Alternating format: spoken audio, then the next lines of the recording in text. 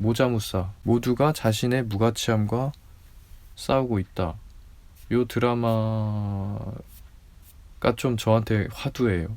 좀 큰데 좋은 드라마라는 것은 많은 지금 사람들이 얘기하고 있는 바고요. 근데 다만 초반에 1, 2화가 황동만 구교환이 너무 비호감처럼 나와서 저 또한 몰입이 좀 쉽지 않았거든요. 조금 이해가 안 될 정도로 그 8인회의 깽판을 부리고 그 상황에 대한 동질감과는 전혀 동떨어진 것 같은 행동을 해버리니까 나 같은 사람, 위안을 받고 싶었던 사람도 엥? 하고 할 수밖에 없는. 그런데 이제 한 4화 정도부터는 이제 우리가 몰입할 수 있는 얘기들이 나옵니다. 그 상황이라든지. 그리고 황동만이 이제 슬슬 사랑을 하게 돼서 그러다 보니까 이제 행동이 중화가 되고 파리네와의 또 에피소드가 나오고 황동만을 왜 그렇게 했는지에 대한 이유들이 나오니까 비로소 이제 볼만한 얘기가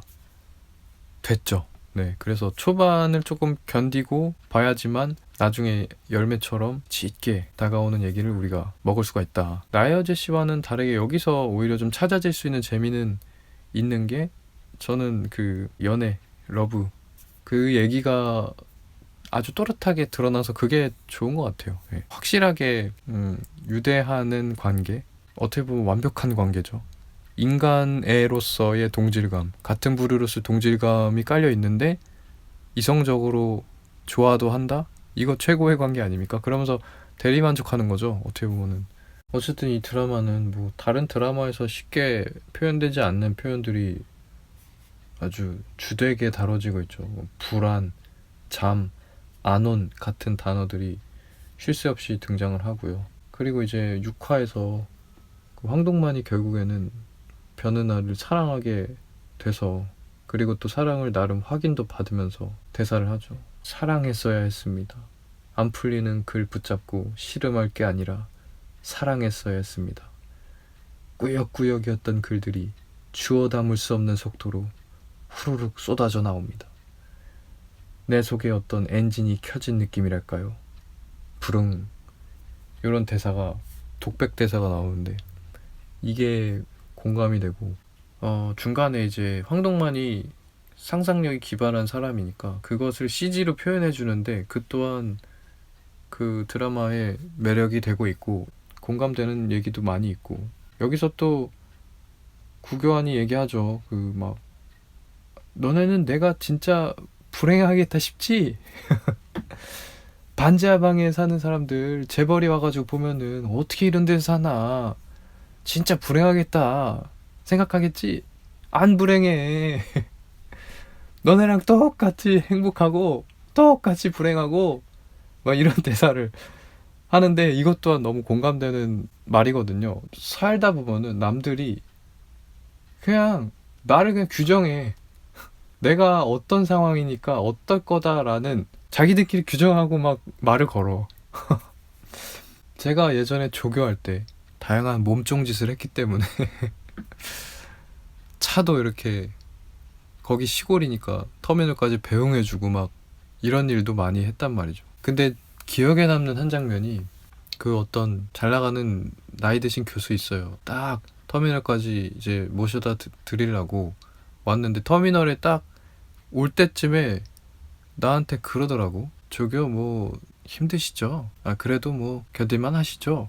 막 이렇게 나한테 물어보더라고. 첫 번째는 그 사람이 조교의 급여를 잘 모르겠지. 성공했으니까.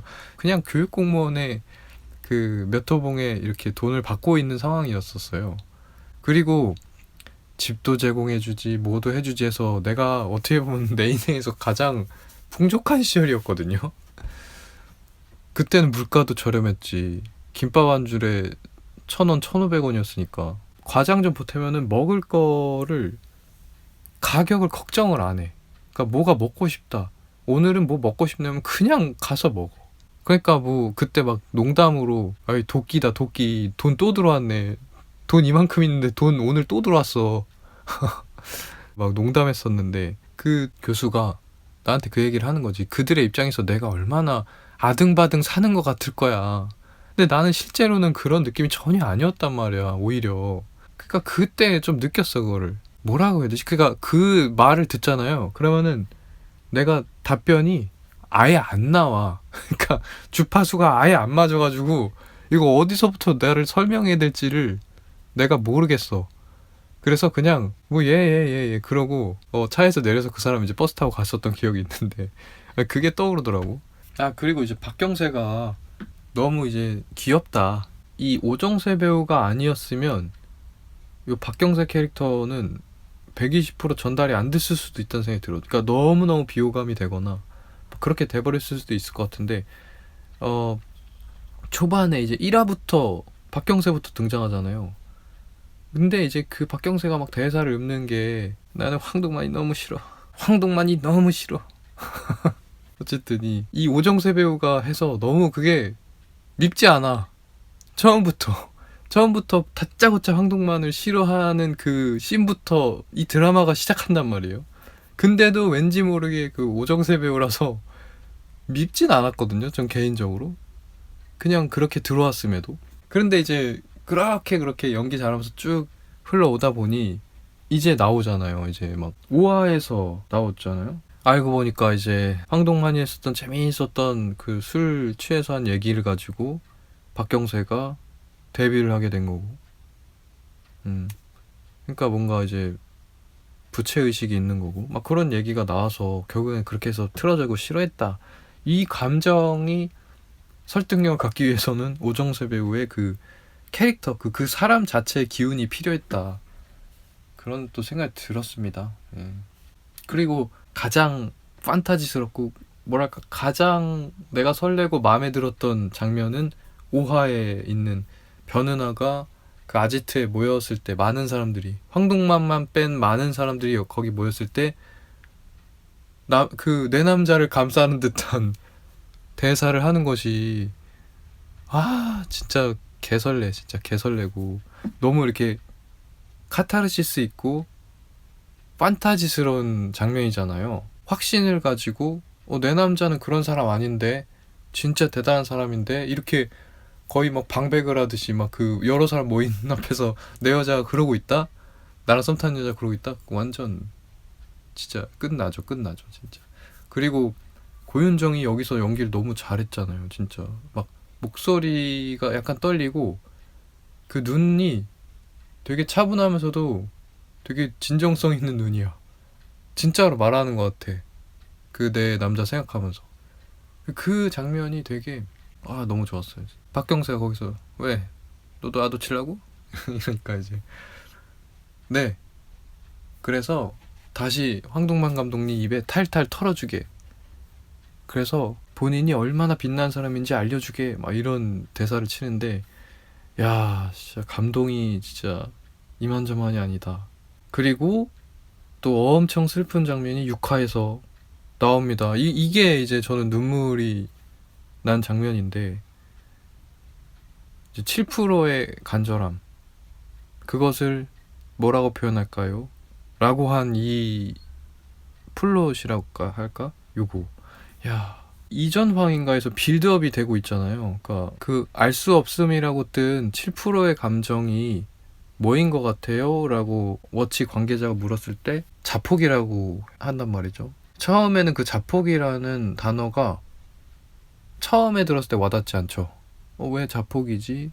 그러니까 사실은 자살이죠. 자살인데 그거를 드라마적인 멋과 그리고 뭐 이렇게 수위적인 순화 뭐 이런 걸 보더라도 자폭이라고 표현됐을 수도 있는데, 근데 어쨌든 자폭이라는 것은 우리가 잘 쓰지 않고 더군다나 감정으로 느끼는 적이 없잖아요. 자폭이라는 것은 전쟁 상황에서의 자폭 막 이런 걸 떠올리지 내 감정 안에 들어와 있는 단어가 아니다 보니까 그것을 드라마의 캐릭터가 자폭이라는 말로 표현했을 때 와닿지 않는단 말이에요. 근데 그게 그냥 그러고 좀 흘러 좀 힘들었겠구나 정도로 인식하고 흐르다가 그게 나중에 그 똑같은 감정을 황동만한테 물어봤을 때 거기서 황동만이 이제 펑펑 울잖아요. 펑펑 울면서 왜냐면 이미 나도 안 거야.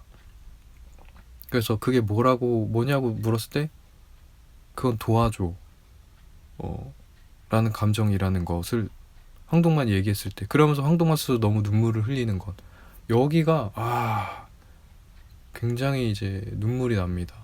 황동만의 눈물은, 그러니까 자기는 한 달에 2번이었어. 그게 그 알 수 없음이라는 감정이 떴던 것은 형이 자살을 시도했었던 그 상황이었죠.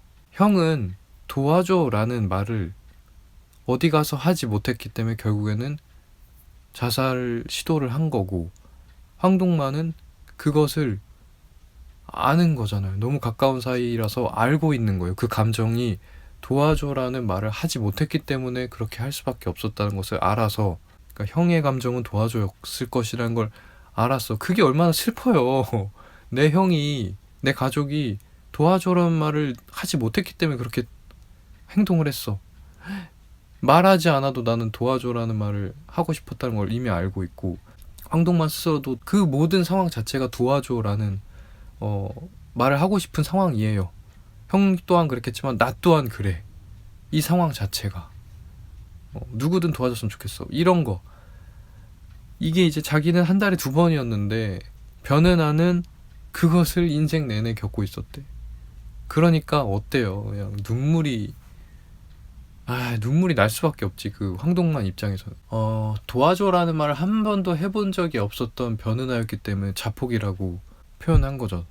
그녀 스스로는 그걸 자폭이라고 표현한 그 막다른 길에 가 있는 사람의 그 상태도 우리가 확인할 수 있어. 그것도 너무 슬프고, 그쵸. 그것을 연대해서 다행히도 느낄 수 있는 이제 같은 편이 이제 그들 옆에 있게 된 거를 보니까 또 안도돼서 그 또한 또 감동이 있고, 그래서 결국엔 둘이 같이 끝나고 가다가 안아서 토닥여 주잖아요. 거기서 또 디테일이 있는 건데, 그러니까 그렇게 아픔을 이제 알게 됐잖아, 각자가.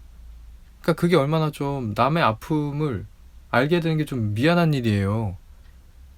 그걸 오픈해서 직접적으로 그 사람이 나한테 얘기해주지 않았는데 그의 아픔을, 치부 같은 아픔을 내가 알게 된 거야. 들켜진 거지.